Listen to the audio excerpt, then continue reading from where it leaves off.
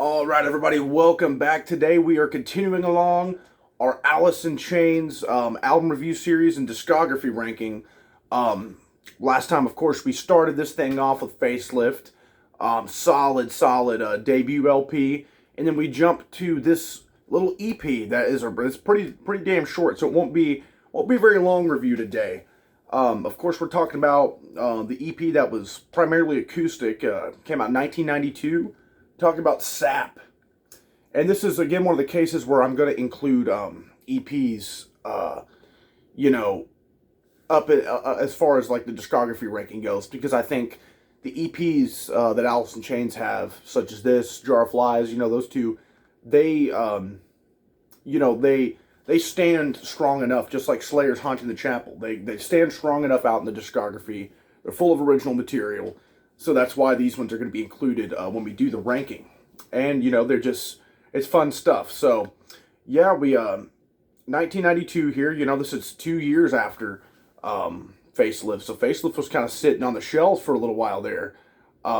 Meanwhile, the guys kind of thought they would drop this thing out. There's kind of a funny story where Jerry, I've heard interviews where Jerry said they just would go into like local record stores and stuff and just kind of drop these little, EPs, these little CDs here on the shelves and just see, and they said it was for like the true Alice in Chains fans, right? So, pretty funny stuff. Some people, I guess it was a rarity back in the day, but people ended up picking up on it. So yeah, we started off with track number 1, Brother. What a beautiful song. I love the chords Jerry's got going on this one, and the harmonies. The production on here's kind of got like a cold feel and kind of like a almost not really a distortion on the vocals, I wouldn't say, but maybe a little bit like almost like a psychedelic kind of distortion, like underwater kind of feel on the vocals, but not too much, but just a little bit. But it like in a really cool way, and you can hear it right off the bat on this track, Brother. Just a fantastic acoustic track. You got Nancy Wilson from Heart appearing on vocals on this one, doing some harmonizing and stuff, just knocking this thing out of the park, singing with the guys. And this one too, what was kind of crazy is I actually, before I ever heard the version, which the main version that's got Nancy Wilson singing on it, I heard just the version that didn't, that came out in like the Music Bank and some other later like compilations and stuff like that. So whenever I always thought that the bonus version, that was on Music Bank was the Nancy Wilson version. Whenever I got it, I got it opposite. This is actually the normal version, and I'm thankful it is, because it is indeed the superior version. You get Nancy Wilson up in there. I know a lot of the Seattle bands are big fans of Heart, and vice versa. They're Heart are big fans of the guys from Seattle, and they just tear it up here. Just a fantastic track. Really powerful, emotional song here. Then we go with kind of a more upbeat one, but still kind of has its main kind of acoustic roots. And, again, this isn't entirely acoustic. I say primarily because that's the majority of what's being used here is acoustic guitars, really stripped down stuff. But there's some, like, electric guitar solos and stuff in here, but nothing really heavy or anything. So then we go with, Got Me Wrong, which is a kind of an upbeat one on here. I love the riff on this one. Just kind of a more fun, upbeat one. This song appeared on the movie Clerks, so it was in there.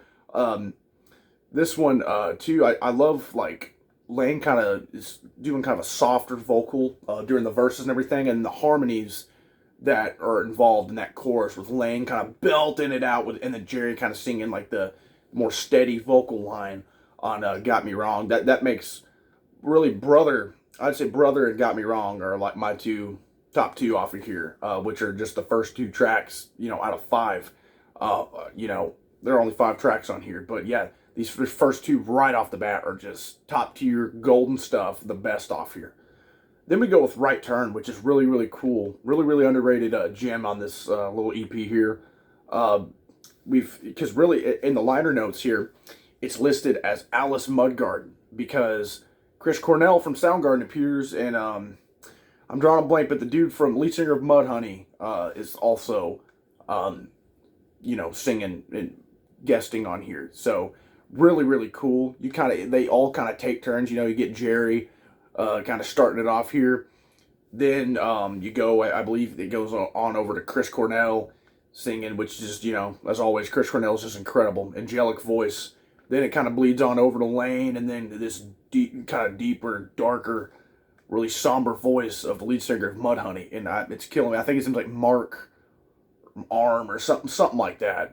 But yeah, and then it ends up culminating in this really really cool ending, epic kind of ending where they're all singing together and kind of chanting like it ain't right, just really really cool stuff. I think that's a really cool gem, in Alice in Chains discography.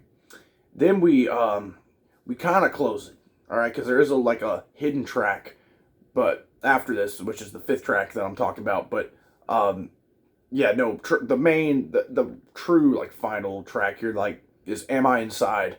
Just a really really dark song, kind of mystical feeling to it. You get Nancy Wilson on here, arguably, putting on a better vocal performance than she did on the first track, "Brother." This one, Lane is kind of harmonizing with her, as Jerry was mainly doing it on "Brother." And man, this is just a dark track that just kind of plays like the same like couple of notes over and over again, that verses, and ends up in this just really really rich chorus with, again, both Nancy Wilson and Lane Staley singing together, which is just a beautiful thing. Which, if you haven't ever checked it out, Heart's cover of I forget who the original is by at the moment, but "Ring Them Bells" that Lane Staley was featured on is another beautiful performance in which they collaborated together on. But then the hidden track called "Love Song," it's a funny thing. It's not listed on here, but it's a hidden track, all right, and it's freaking hilarious. It's the guys all switch instruments. Lane doing some drums because apparently Lane was a drummer before, and he's keeping a beat, playing them suckers pretty fast. And it's quick little deal here where they're just screwing around and just everybody's going nuts. Just kind of a fun little, Easter egg on the album. Nothing, not like they were actually trying to be, and again, it's more of a hidden track, so whether you count it or not, I don't know. But I just thought it'd be fun to talk about. It's kind of interesting them hearing like Sean Kinney of all people singing with this distorted like vocal, like old like microphone, or something. It's just it's pretty funny sounding. Which, again, some of their comedy shows too. I keep staring at the back of this thing. Look, they're just pissing all over here in the back, all over these photos of themselves, it looks like. So the comedy of the band shows. You kind of saw a little bit of that in some lyrical themes and such on Facelift.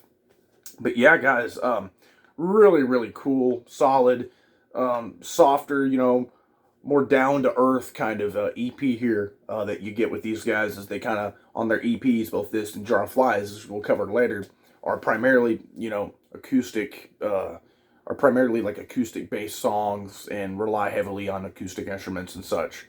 But with that being said, guys, yeah, what do you guys think about this thing? I'd love to talk about it. Are you guys a fan of this, the kind of the acoustic, softer side of Alice in Chains that they kind of delve into here? And stay tuned next time, because it's going to get right back to heavy with the actual LP that dropped out this same year of 1992, when we look at possibly their most iconic album ever, Dirt. So they're hopping right back in, heavier album, softer EP, now back to a heavier album with Dirt. So stay tuned for that, guys. Super hyped to be looking at it, and traveling along through the 90s here for Alice in Chains. So anyways, guys, like, subscribe, comment. Let's talk about this little EP here, and thanks.